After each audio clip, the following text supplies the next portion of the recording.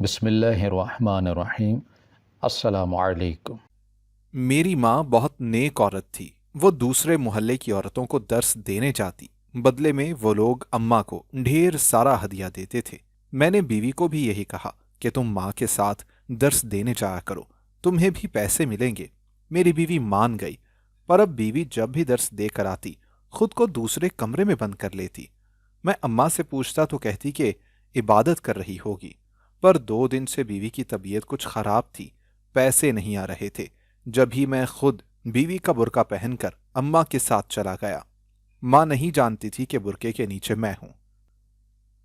लेकिन जब मैंने अंदर कदम रखा तो पत्थर हो गया कि अंदर 11 ख्वाजा सरा, मेरी माँ और बीवी की तस्वीर को। मैं ये सब देखकर बहुत परेशान हो गया था।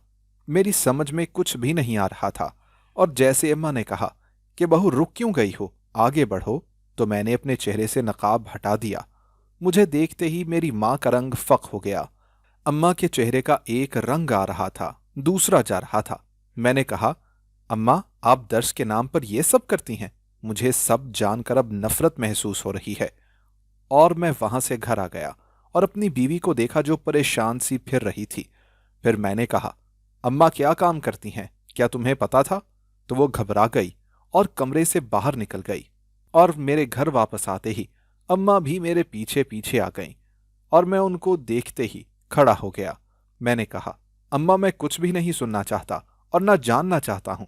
और इस वक्त मेरा दिमाग बहुत खराब है। मेरा दिल कर रहा है कि मैं इस हराम की कमाई को गले में उंगली डालकर बाहर निकाल दूं। फिर दिल करता है कि अपनी जान दे दूं, क्योंकि मैं तो बड़ा ही ख्वाजा सराओं की कमाई से हुआ हूं। आपने अम्मा अच्छा नहीं किया, 4 पैसों की खातिर अपना जमीर बेच दिया। मैं हराम के पैसों पर पलता रहा हूं। आप मुझसे झूठ कहती रहीं कि आप दर्स देती हैं। उस मोहल्ले के लोग और मैं सभी ये समझते रहे कि आप बहुत नेक हैं। पर आज पता चला सच्चाई तो कुछ और है।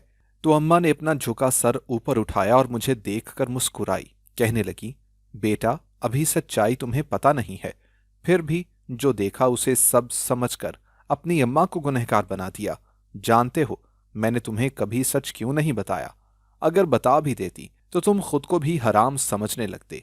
आज सिर्फ तुमने जो देखा उसे सच मानकर अपनी माँ को हलाल हराम के कटहरे में खड़ा कर दिया। और अगर तुम्हें मैं सब बता देती तो तुम मुझे छोड़ जाते। और मैं तुम्हें खोना नहीं चाहती। अपने सीने से लगाकर तुम्हें पाला है, खुद भूखा रही, कई साल तुम्हारे लिए नहीं सोई, अपनी रातों की नींद को तुम पर कुर्बान कर दिया। क्या सिर्फ इसीलिए अपनी अम्मा का सच जाने बिना तुम उसे सजा सुना दोगे? आज जो कुछ हुआ वो पूरी सच्चाई नहीं है।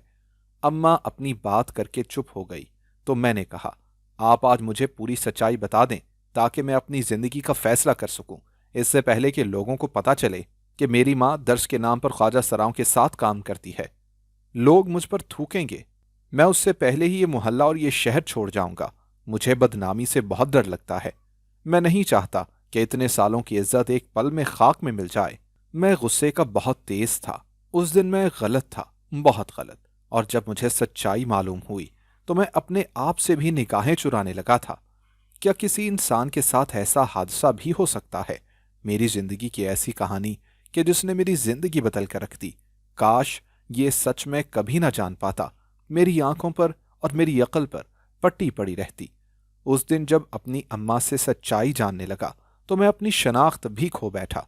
हमारी जिंदगी में कितने काश होते हैं जो कभी पूरे ही नहीं होते। और मेरी जिंदगी में मेरी शनाख्त उसी काश की मानंद थी कि जिसको कोई पहचान नहीं थी। मेरी अम्मा ने मुझे गुस्से से अपने आपे से बाहर होते देखा तो मेरी अम्मा ने मुझे बताया, बल्कि अपनी पूरी जिंदगी की कहानी सुना दी। मेरी माँ ने मुझे बताया कि वो एक खाते पीते घराने में पैदा हुई थी। वो 4 बहन भाई थे। सब एक से बढ़कर एक खूबसूरत थे। अब्बा हमसे बहुत मोहब्बत करते थे। पर मेरी अम्मा मुझे छुपा कर रखती।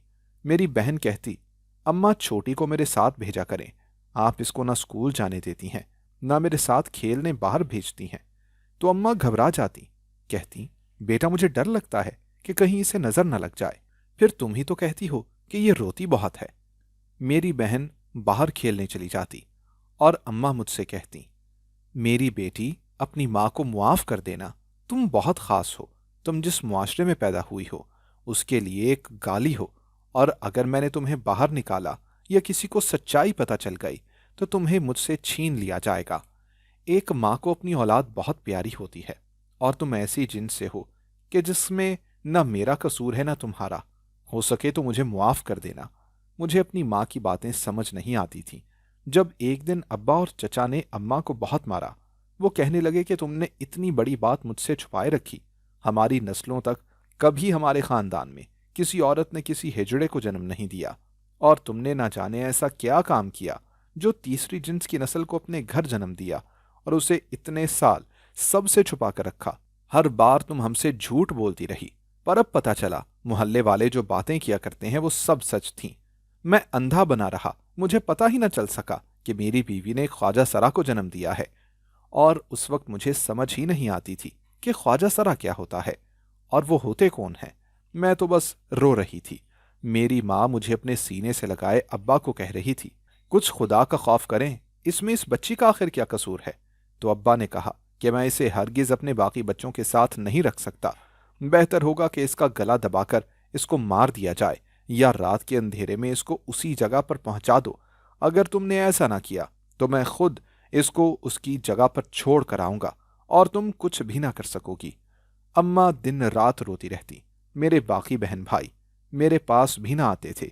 अगर मैं किसी से बात करती तो वो मुझे देखकर भाग जाते। मेरी जो बहन मुझे अपने हाथ से खाना खिलाती थी, वो खौफ के मारे छुप जाती या फिर चचा के घर भाग जाती। और फिर आहिस्ता आहिस्ता ये बात पूरे मोहल्ले में फैल गई, और एक दिन वो लोग मुझे लेने आ गए और हमारे दरवाजे पर जोर जोर से दस्तक दे रहे थे। अम्मा कमरे के अंदर एक कोने में मुझे अपने सीने से लगाए हिचकियों से रो रही थी और कह रही थी कि ऐ मेरे रब, तेरा ये कैसा इंसाफ है।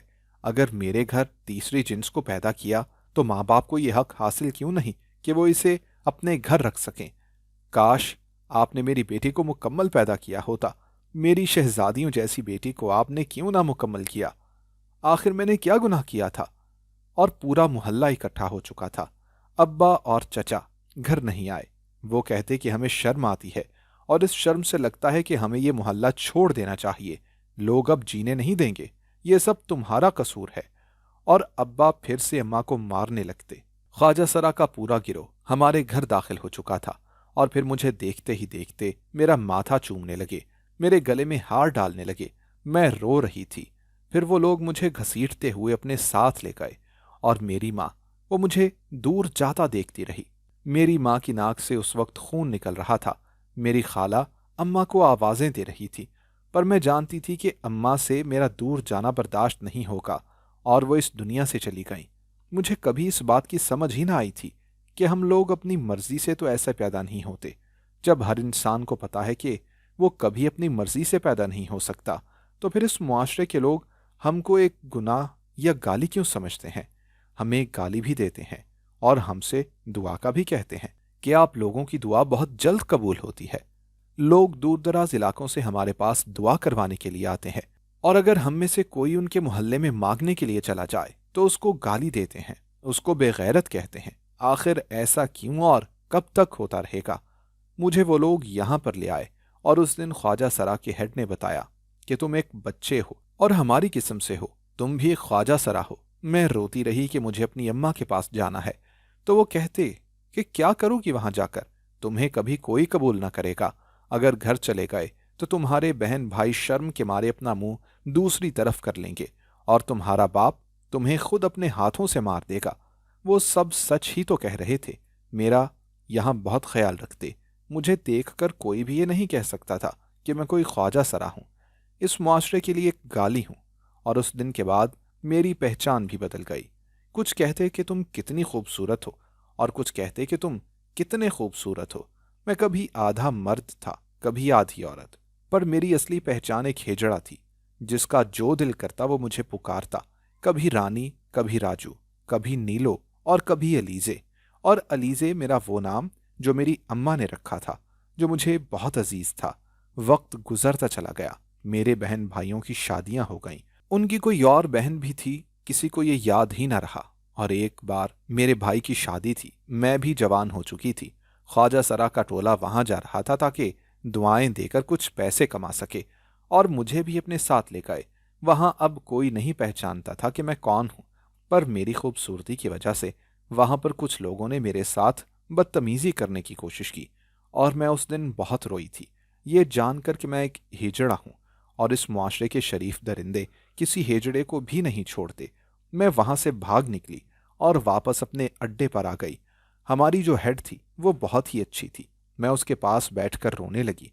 मैं उसे अम्मा कहती थी, क्योंकि जब मुझे वहां से लाए थे मैं कोई 8-9 साल की थी और अब मेरी उम्र 23 साल हो चुकी थी। और मैंने उससे कहा, अम्मा मुझे ये काम नहीं करने, मुझे आप लोगों जैसा नहीं बनना, मैं लोगों के साथ भलाई करने वाला बनना चाहती हूँ।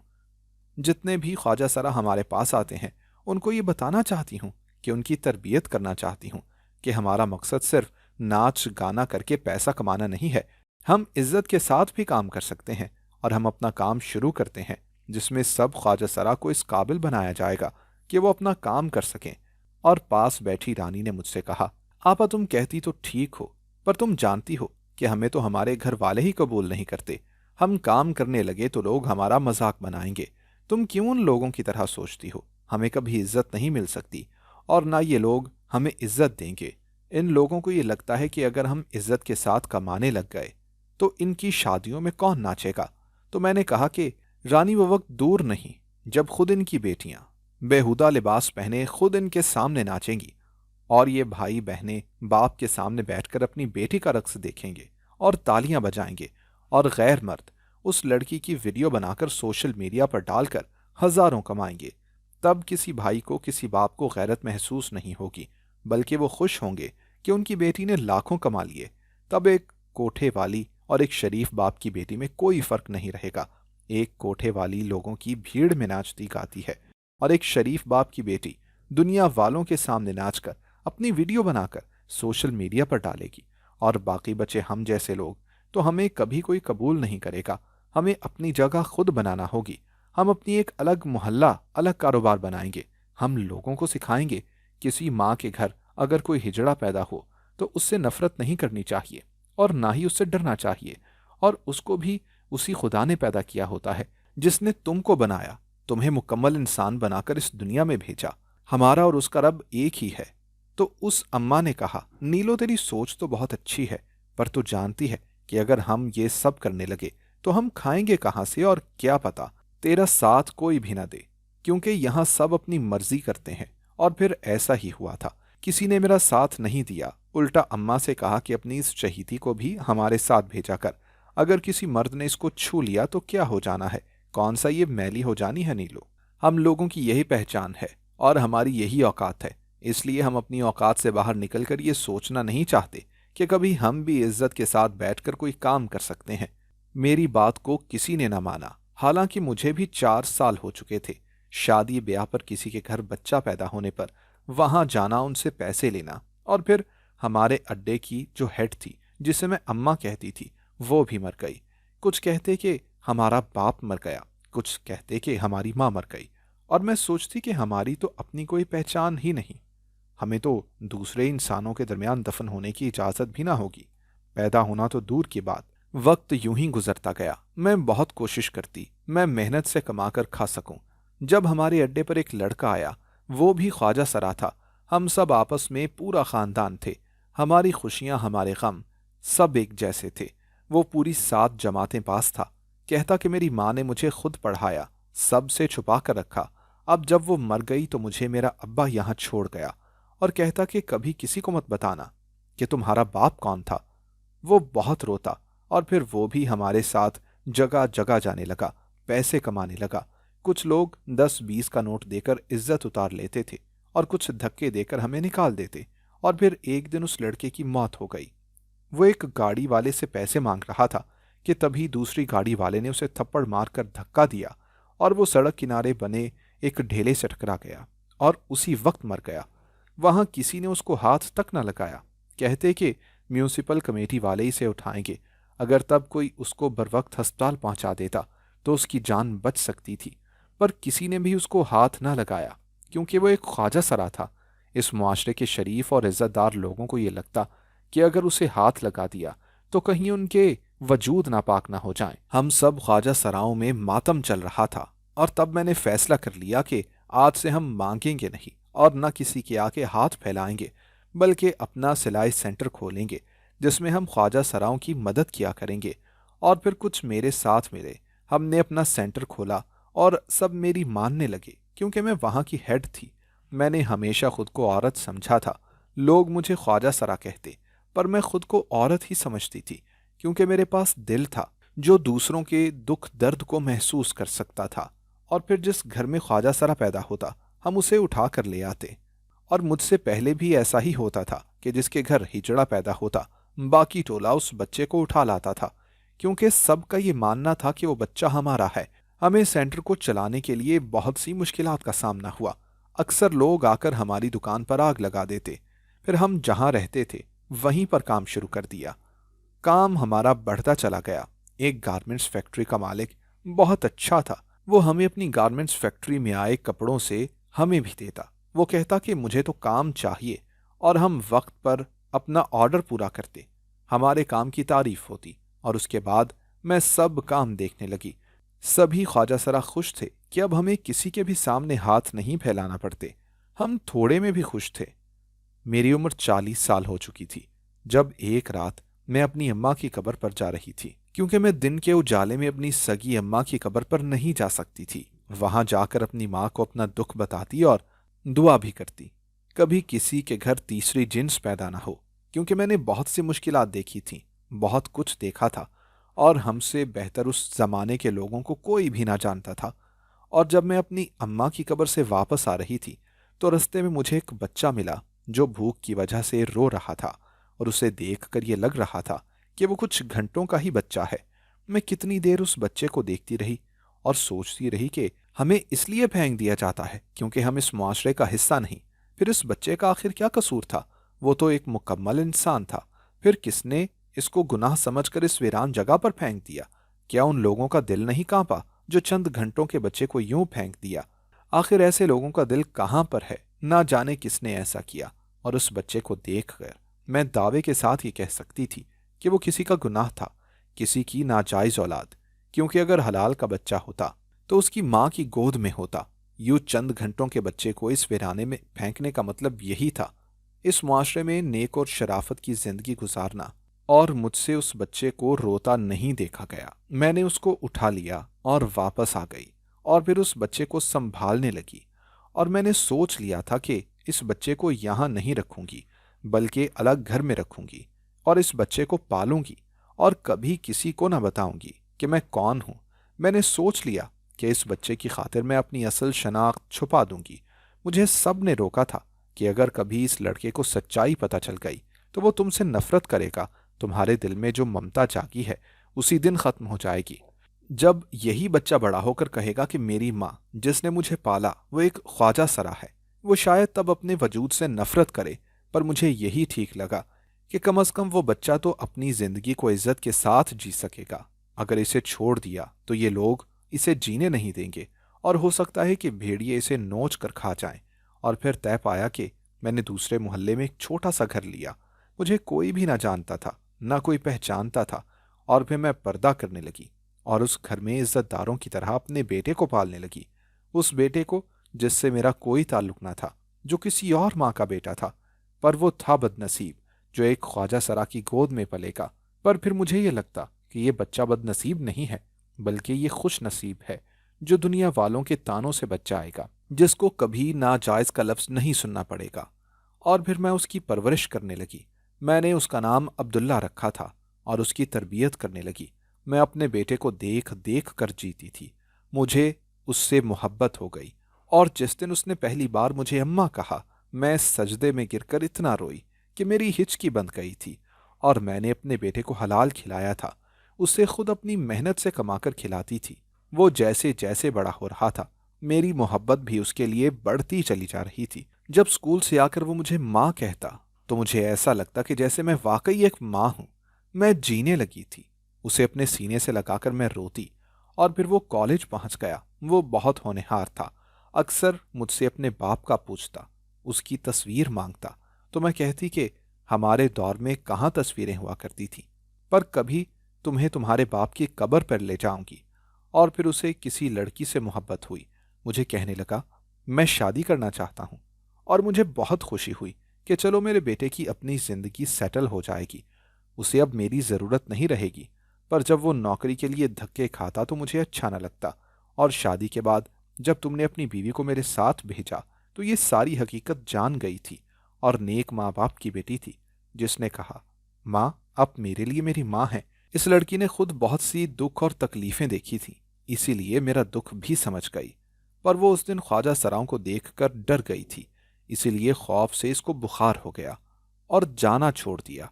और आज तुम अपनी माँ को कटहरे में खड़ा करके पूछ रहे हो कि मैं कौन हूं? तो सुन लो, तुम्हारी नेक माँ एक ख्वाजा सरा है जो तुम्हारी सगी माँ नहीं है, बल्कि तुम मुझे किसी वीराने से मिले थे, पर मैंने तुम्हें माँ बनकर पाला है। मैं सारी सच्चाई जान चुका था और मैं घुटनों में मुंह दिए रो रहा था। मेरी माँ जो मेरी माँ ना थी, एक ख्वाजा सरा थी। वो मेरे सर पर हाथ रखे बैठी हिचकियों से रो रही थी, पर मैं अपनी माँ के गले लगकर उससे मुआफ़ी मांगने लगा और मेरी माँ ने भी मुझे मुआफ़ कर दिया था। मेरे साथ जो कुछ हुआ उसमें मेरा आखिर क्या कसूर था? मेरी माँ का क्या कसूर था? अगर मेरी सच्चाई लोगों को पता चल जाती तो मैं शायद मर जाता। मेरी माँ ने मुझसे वादा लिया कि मैं कभी किसी को ना बताऊंगा कि मैं कौन हूं। मेरी माँ ने कहा, एक बच्चा जब इस दुनिया में पैदा होता है तो वो पाक होता है, उसको अच्छा या बुरा हम खुद बनाते हैं। मैं बहुत कोशिश करता कि किसी तरह अपने असली माँ बाप को ढूंढ सकूं, पर मैं हर बार नाकाम हो चुका था। मेरी बीवी ने मेरा बहुत साथ दिया। मेरी शनाख्त क्या थी, उसके बावजूद मुझसे वो बहुत मोहब्बत करती थी, मुझसे वफा की, और फिर मेरी जॉब लग गई। ये सब मेरी माँ की दुआएं थीं, और शायद ये सब सच था। एक ख्वाजा सरा की दुआएं इंसान के नसीब को बदल कर रख देती हैं। मैं दिन ब दिन तरक्की करता चला गया और अपना एक बड़ा घर खरीद लिया। आज मेरे पास दौलत, गाड़ी, औलाद, बीवी सब कुछ है। और मेरे सगे माँ बाप, उनका मुआमला ऊपर वाले पर छोड़ चुका हूँ। और ऊपर जाकर उस जहान में उनसे एक सवाल ज़रूर करूँगा कि उनकी कैसी मोहब्बत थी कि जिसने मुझे नाजायज़ बना दिया। और आज मेरे पास सब कुछ है, और सबसे बढ़कर मेरी माँ मेरे साथ है, जिन्होंने अब अपने सेंटर जाना छोड़ दिया। और मैं कभी किसी को नहीं बताया कि मेरी माँ कौन है। कभी किसी ने एक ख्वाजा सरा माँ और बेटे की कहानी ना सुनी होगी। पर मैं चाहता हूँ कि ऐसे लोगों को कभी गाली ना दें, कभी उनसे खौफ ना खाएं। अगर ये दिल से दुआ दे दें तो आपकी किस्मत बदल सकती है। हमारी वीडियो अगर आपको पसंद आई है तो ज़रूर लाइक कीजिए, अपनी राय देना चाहें तो कमेंट्स कीजिए, अच्छी लगे तो शेयर कीजिए। इसके साथ साथ अगर आपने हमारा चैनल सब्सक्राइब नहीं किया तो ज़रूर कीजिए और बेल आइकन पर लाजमी क्लिक कीजिए ताकि हमारी हर आने वाली वीडियो आप तक बर वक्त पहुंच सके।